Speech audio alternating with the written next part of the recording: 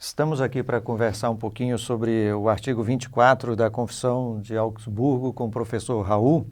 Professor Raul, o artigo 24, ele fala de missa, da missa. Tem missa na Igreja Luterana?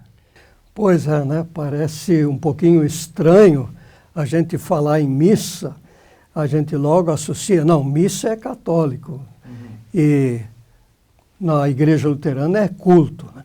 Mas a bem da verdade, né, no artigo 24, o título é da missa. E, na verdade, Lutero não aboliu esse termo. Ele continuou usando o termo missa, e isso sempre pressupõe o que nós hoje chamamos culto com Santa Ceia.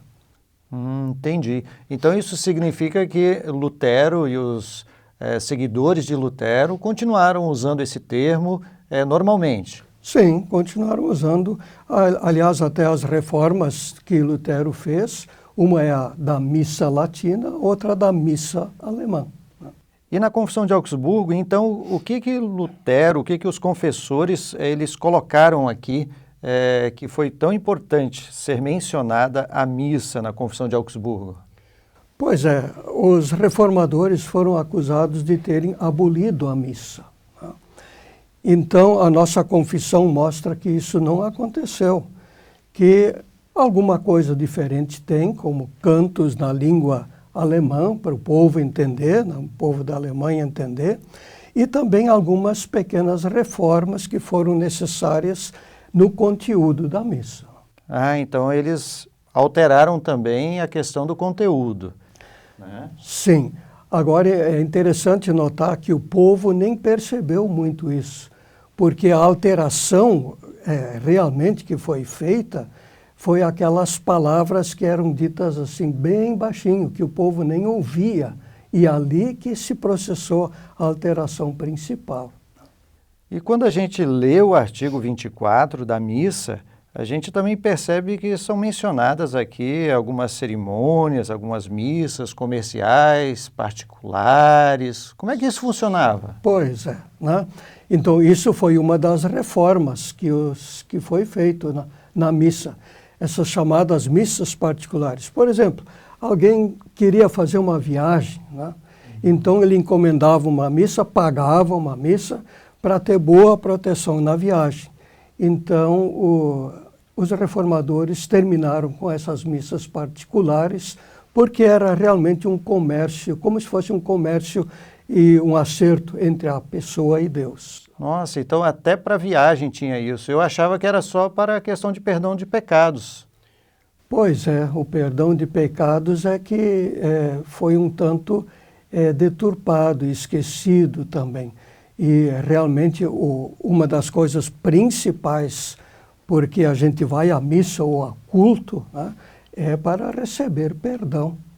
Então, a gente vai lendo e é possível perceber que havia uma dificuldade aqui com respeito à questão de pecado, pecado original, pecado atual, se Cristo realmente pagou os pecados. E, como é que isso ficou aqui na confissão? Pois é, essas são algumas das correções que tiveram que ser feitas. Em primeiro lugar, era necessário mostrar que Cristo pagou todos os nossos pecados com a sua morte na cruz, tanto o pecado original quanto o pecado atual.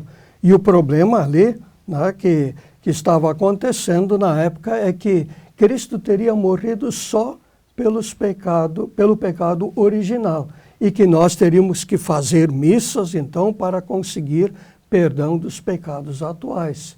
Isso foi uma das reformas. E o senhor diria assim, das correções feitas, qual que o senhor destacaria além dessa, ou quais o senhor destacaria? Essa questão de fé e obras, né?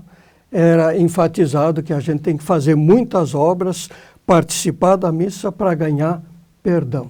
E isso foi necessário corrigir. Nós alcançamos a graça de Deus não por aquilo que nós fazemos, mas por aquilo que Jesus já fez por nós. E para nós tornarmos proprietários disso, nós precisamos da fé. Então é a fé em Jesus que faz com que as obras que Cristo realizou por nós realmente venham até nós e nos deem perdão, vida, salvação. Essas instruções, então, que a Confissão de Augsburgo proporcionou, isso ajudou, de certa maneira, toda a igreja, né? Sem dúvida, porque uma das correções também do sacramento da Santa Ceia,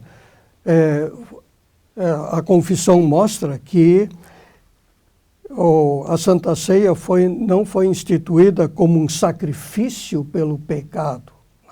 O sacrifício foi Jesus que fez. E este sacrifício de Jesus nós recebemos na Santa Ceia, quando recebemos seu verdadeiro corpo e sangue para provocar, despertar a nossa fé, consolar a nossa consciência com o perdão dos pecados. Isto é o mais importante. Então, no final da história, a gente poderia dizer assim que a missa que foi abordada aqui voltou ao seu sentido original.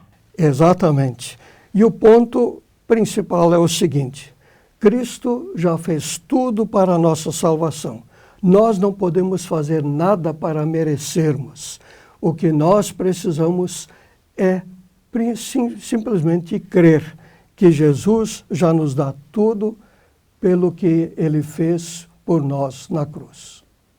Tá bom então, professor. A gente fica feliz aí com essa explicação e espero que também todos possam buscar cada vez mais a orientação da Palavra de Deus, né, para que assim a missa ou a Santa Ceia ou o culto tenha sempre o seu sentido preservado. Isso mesmo. Que Deus nos abençoe. Amém.